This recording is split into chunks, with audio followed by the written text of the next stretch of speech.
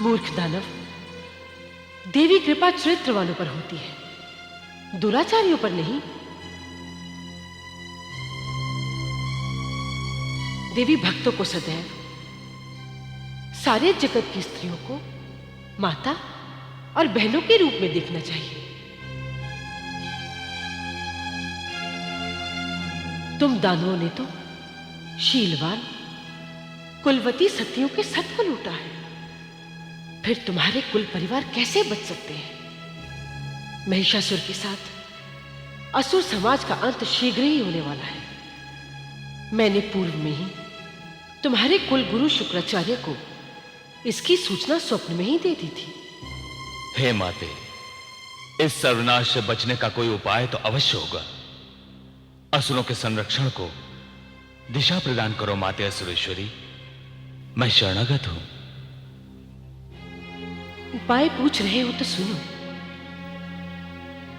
महिषासुर के उस प्रकट हुई आदि शक्ति के शरण में जाने से ही असुर कुल सर्वनाश होने से बच सकता है,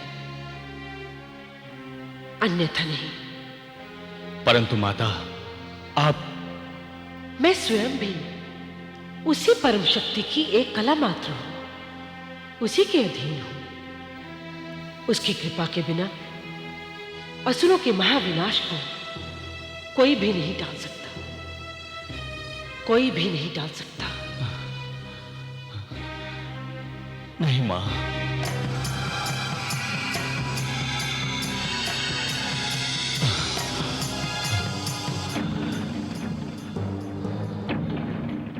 मुझे इसकी सूचना शीघ्र कुलगुरु को देनी चाहिए। मां,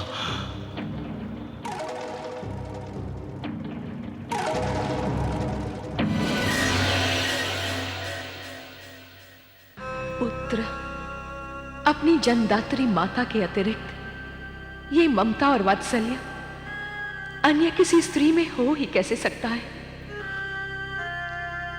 जन्मदात्री मां? हाँ मेरे लाल, मैं वही तुम्हारी अभागी मां हूं, जो अपने आंचल का अमृत पिलाए बिना ही, अपने पुत्र का मुख देखे बिना ही तुम्हारे पिता की चिता ज्वाला में आहूत हो गई। पुत्र, जलती ज्वाला में जन्म लेने के कारण तुम ज्वालामुखी जैसे विकराल हो। आज तुमसे मिलने के लिए बछड़े से बिछड़ी गाय की भांति मैं तड़पती हुई सतियों के निवास सतलोक से मैं यहां आई हूं।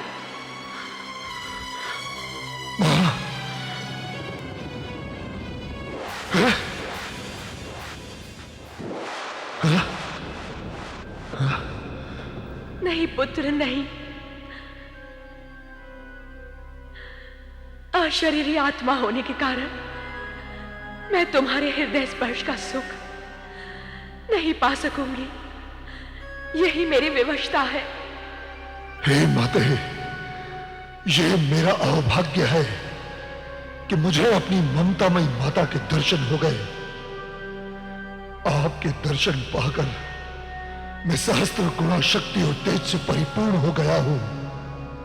अब मैं आपके एक इंगत पर अपने प्राणों तक को न्योछावर कर सकता हूं।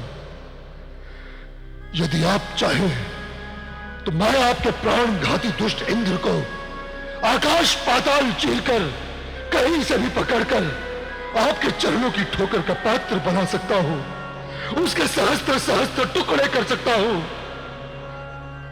हे माते, मैं उसके रक्त से आपका अभिषेक करना चाहता हूं। आपकी समस्त इच्छाओं को पूर्ण कर मैं आपका श्राद्ध करना चाहता हूं। कृपया मुझे आदेश दें, मैं आपका क्या प्रिय करूं? पुत्र महेश, यदि तुम सचमुच मेरा प्रिय करना चाहते हो तो अपनी सदैव जलती इस प्रतिशोध की क्रोधाग्नि को सदा सर्वदा के लिए शांत कर दो। पुत्र महेश, इंद्र आदि देवताओं को तुम स्वर्ग से खदेड़ कर द्वार द्वार का भिखारी बना चुके हो। अपमान और आत्मग्लानि की ज्वाला में जलकर सारे देवता तेज शून्य हो गए हैं। अब कैसा प्रतिशोध महेश, कैसा प्रतिशोध? नहीं मां, नहीं। मेरा लक्ष्य मात्र देवताओं का दमन नहीं, बल्कि समूचे असुर जाति को गौरव के सर्वोच्च शिखर पर पहुंचाना है। और वो लक्ष्य ब्रह्मा विष्णु महेश जैसे त्रिदेवों का दमन करने के पश्चात ही संपूर्ण होगा। कृपया मेरे संकल्प में बाधा न बने। आओ सेना नायक चिक्षुर। ओ, तो तू हमारा नाम जानती है? हम तो ये भी जानते हैं कि तुझे तेरे दानवराज महिषासुर ने यहां भेजा है, हमारे पास भेजा है ना चिक्षुर? हाँ, भेजा है। तो तू ये अपने मुख से स्वयं ही बता दे कि दूत बनकर क्या संदेश लाया है। कहीं सेना नायक के रूप में हमें चुनौती देने अथवा ललकारने तो नहीं आया है? ओ, ये दम्भ एक साधारण नारी में, देवों को पद दलित करने वाले त्रिभुवनपति महिषासुर का भी भय नहीं है तुझे? सच सच बता, इस सुंदर सलोने रूप में छिपी कौन है तू? कौन है तू मायाविनी? तुम सब दीपक की लौ में जलने वाले असुर रूपी पतंगों को जलाने वाली ज्वाला हूं मैं। अच्छा, तो ज्वाला नाम है तेरा। अब तू ये बता, यहां क्यों आई है और कहां से आई है? अरे मूर्ख, आया तो तू है और पूछ रहा है हमसे।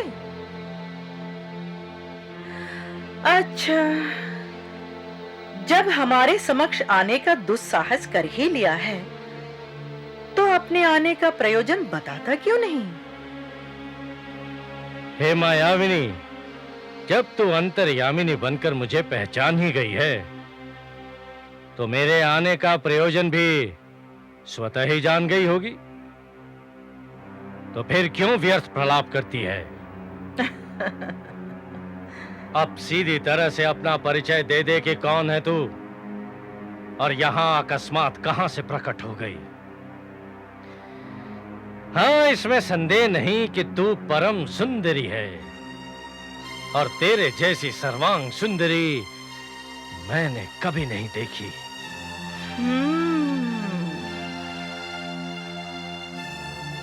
धरती की तो बात ही क्या, देवलोक में भी तुझ जैसी दिव्यमांग देवांगना दिखाई ही नहीं दी। हे कोमलांगी, हमारे दूतों ने कहा था कि तुम्हारे तेज के समक्ष उनकी दृष्टि ही नहीं ठहरती, किंतु सच तो ये है कि तुम्हारे सम्मोहक मुख मंडल से दृष्टि हटाए नहीं हटती। मुझे तो ऐसे लग रहा है कि बस तुम्हें निरंतर एक टक देखता ही रहूं।